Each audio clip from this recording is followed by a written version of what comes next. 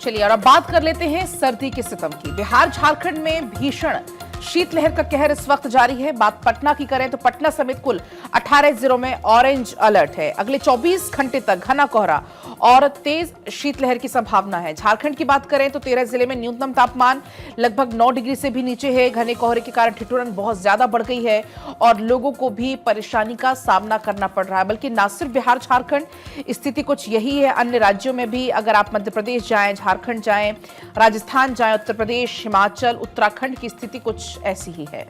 तो देखिए, तेजी से गिरा तापमान। बीते 3 दिनों की अगर बात करें तो शुक्रवार को न्यूनतम तापमान 4 डिग्री से ज्यादा गिरा है। 7 जनवरी को न्यूनतम पारा 8.6 डिग्री और 8 जनवरी को 5.8 डिग्री सेल्सियस रिकॉर्ड किया गया।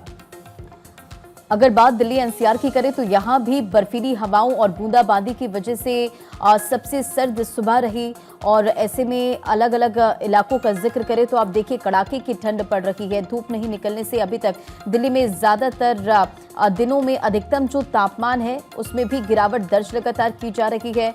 और इसी के साथ साथ इस सीजन में दिसंबर और जनवरी महीनों में सिर्फ 4 मौकों पर ही न्यूनतम तापमान 6 डिग्री से नीचे आया, जबकि 5 डिग्री से नीचे तापमान पहली बार शुक्रवार को पहुंचा। तो ये कुछ तस्वीर भी आपके स्क्रीन पर है। देखिए किस तरह से अलग अलग जगहों का अगर हम जिक्र करें तो भीषण ठंड पड़ रही है। घने कोहरे की वजह से ठिठुरन काफी ज्यादा बढ़ गई है।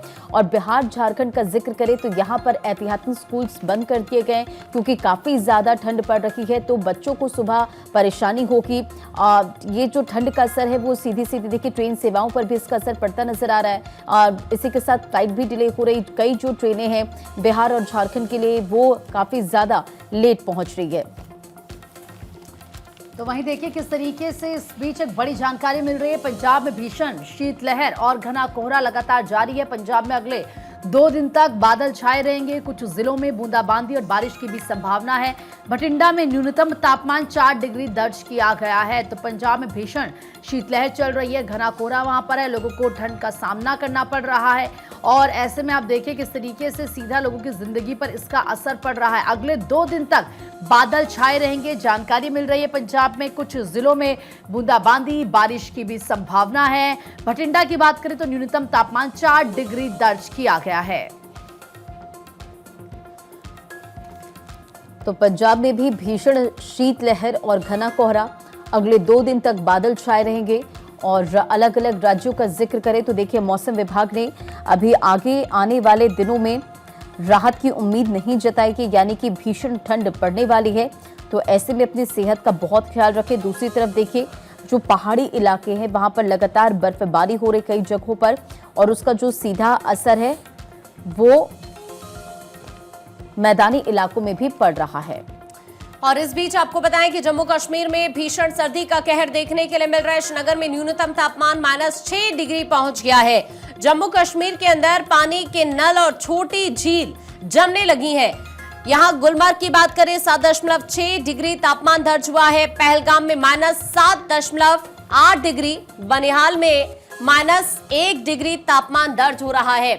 इस तरह के हालात है इस वक्त जम्मू कश्मीर के अंदर। लगातार चाहे गुलमर्ग की बात करें, पहलगाम की बात करें, बनिहाल की बात करें, अलग अलग वो सेक्टर्स हैं जहां पर लगातार आप देख रहे हैं कि ठंड में इजाफा हो रहा है, झील जमने लगी है।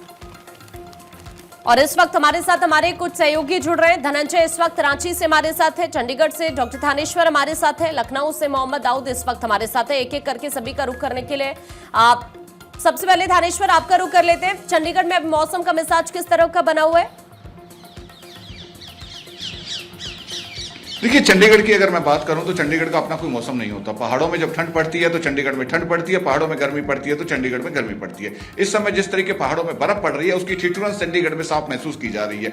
लेकिन सबसे बड़ी बात यह है कि यहाँ पर धुंध नहीं होती और सुबह जैसे ही अभी 8 साढ़े 8 बजेगी जैसे तुरंत सूर्यदेव के दर्शन हो जाएंगे और अच्छी खासी धूप निकलेगी, जिस कारण चंडीगढ़ वासियों को शीतलहर का तो सामना करना पड़ रहा है। ठिठुरन तो है लेकिन धूप से कुछ निजात भी मिल रही है।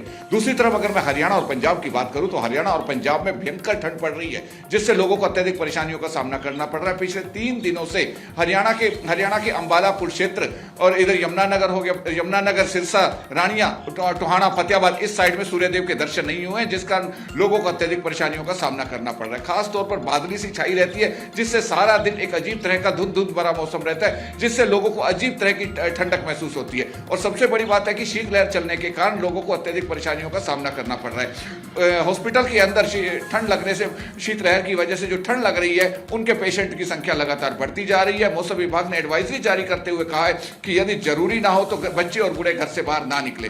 दूसरी तरफ कृषि विभाग ने भी एडवाइजरी जारी करते हुए कहा है कि सर्दी बहुत ज्यादा पड़ रही है, ऐसे में फसलों का ध्यान किस तरीके रखना है, अलग अलग तरह की फसलें हैं, कुछ बेल वाली फसलें हैं, कुछ फल वाले पेड़ हैं, उनका ध्यान किस तरीके से रखना है, उसके बारे में भी उन्होंने एडवाइजरी जारी करके किसानों को अवेयर किया है। और इसके साथ साथ मुख्यमंत्री नायब सिंह सैनी ने और भगवंत मान ने क्लियर कट अधिकारियों को आदेश दिए कि आप टाइम टू टाइम बिना बताए औचक निरीक्षण करेंगे रैन बसेरों का, कि रैन बसेरों में किसी तरह की कोई कमी तो नहीं है, वहां रह रहे लोगों से बातचीत करेंगे और अगर उन्हें किसी तरह की परेशानियां हो रही है तो उस परेशानियों को तुरंत दूर करेंगे। ये सब व्यवस्था यहाँ पर सर्दी से बचने के लिए की गई है।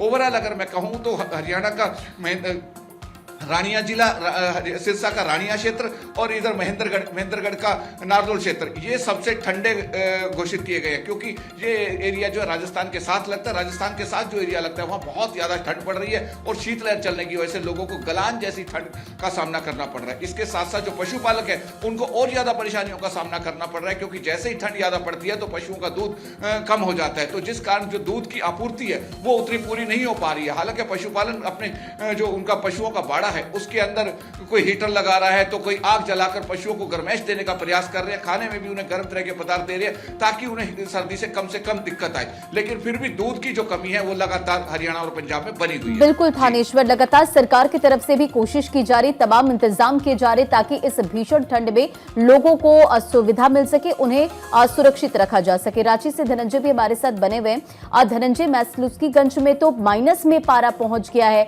रांची और खूंटी में येलो अलर्ट जारी किया गया, यानी कि झारखंड में भीषण ठंड पड़ रही है। क्या अपडेट है और किस तरह की तैयारियां?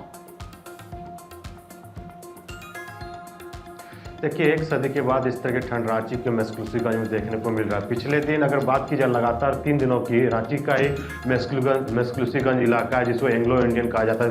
किसी समय वहाँ पे इंग्लैंड के लोग यहाँ रहा करते थे और उसी के लिए इसको एंग्लो इंडियन कहा जाता है। वहाँ पे देखिए 0.5 डिग्री से शुरुआत होती है, फिर -1.5 डिग्री गया। आज कल बीते दिन की अगर बात की तो -2 डिग्री का टेम्परेचर है। जितने भी ओस के बूंदे थे सब चीज़ जम चुकी थी। कांटे का इलाका भी रांची का सबसे सर्द इलाका कहा जाता है। कभी कभी यहाँ पे -3 से 4 डिग्री तक जाया करता था, लेकिन अब थोड़े से मौसम बदलाव हुआ जिस कारण यहाँ पे 2-3 डिग्री तक रहता है, लेकिन ओस के मुद्दे यहाँ पे भी जमे हुआ देखने को मिला। लेकिन जो शीतलहर चल रहा है, शीतलहर चलने के कारण लोगों को जो हाड़ को जमा देने वाली ठंड को महसूस किया जा रहा है। सुबह शाम के वक्त ऐसा लग रहा है मानो कि घर से जब निकलते हैं लोगों की हालत खराब हो जा रही है, तो हाथ पैर ठिठुरन से जकड़ जा रहे थे। ऐसे ठंड पड़ रही है। पूरे अगर बात की जाए तो 14 ऐसे जिले हैं जहाँ पे पूरे भीषण ठंड पड़ रही है। हजारीबाग, गुमला, पलामू, खूंटी, सिमडेगा, ये तमाम जो जिले हैं यहाँ पे 10 डिग्री से नीचे का तापमान है और 5 ऐसे जिले हैं जहाँ पे 5 डिग्री से नीचे का तापमान बना हुआ है। तब समझ सकते हैं कितने भीषण सर्द पड़ रही है पूरे झारखंड में। रांची की अगर बात की तो 7-8 डिग्री का टेम्परेचर, रांची में शहरी इलाकों में 8-9 बजे के बाद धूप तो निकल जाती है, लेकिन लोगों को थोड़ी बहुत राहत 3 बजे तक ही मिल पाता है। तो 3 बजे के बाद फिर से धुंध का अटैक होता है, ठंड का अटैक होता है, लोगों को काफ़ी सर्द हवाओं को चपेट में लेता है, जिसके कारण दुकानें जो है 8 बजे बंद हो जाती हैं। लोग घर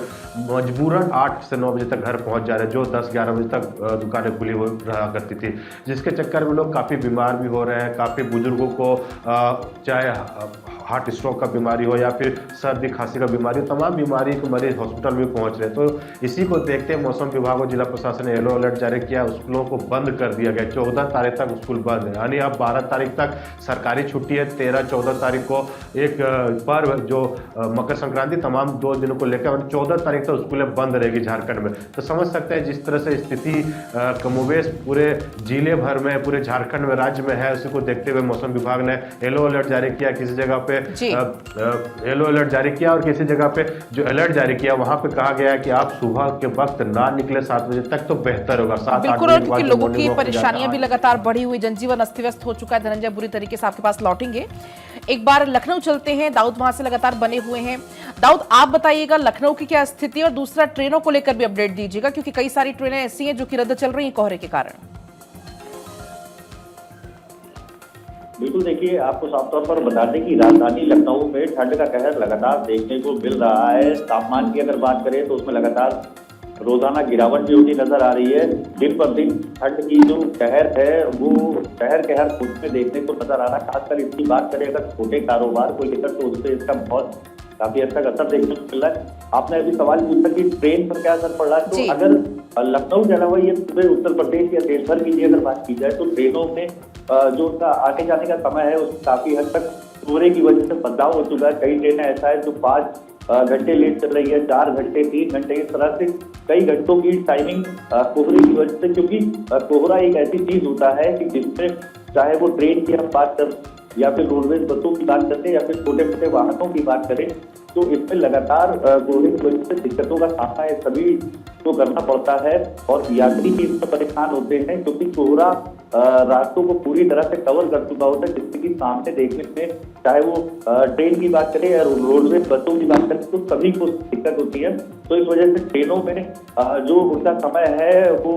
उससे अक्सर देखा जा रहा है कि वो लेट चलती हुई नजर आ रही है, जिससे यात्री भी काफी हद तक परेशान हो जाते हैं। जिनको लखनऊ से कहीं अपने काम से बाहर जाना है या बाहर से कहीं लखनऊ आना है तो उनको भी इसमें काफी दिक्कतें होती है। और अगर राजधानी लखनऊ की हम बात कर लें तो छोटे मोटे तो कारोबार होते हैं, क्योंकि ये राजधानी लखनऊ शहर ऐसा है जहाँ पर देर रात तक सड़कों पर लोग रहते हैं और अपने परिवार के साथ घूमने फिरने जाते हैं। कई ऐसी जगह है लखनऊ की, खासकर राजधानी लखनऊ का ऐतिहासिक घंटाघर हुआ, लखनऊ का गोमती नगर ऐसा इलाका है जहाँ पर लोग अपने परिवारों को लेकर या अपने दोस्तों के साथ रात में अक्सर घूम निकलते हैं, अपने काम धंधा से फ्री हो रात निकलते देर रात तक सड़कों पर वो रहते हैं। लेकिन आजकल घना कोहरा इस तरह से छाया हुआ है और जो तापमान है उसकी गिरावट को लेकर भीषण ठंड जो हो रही है जी। तो उसके मद्देनजर लोगों ने काफी घरों से निकलना बंद कर दिया है, अपना बचाव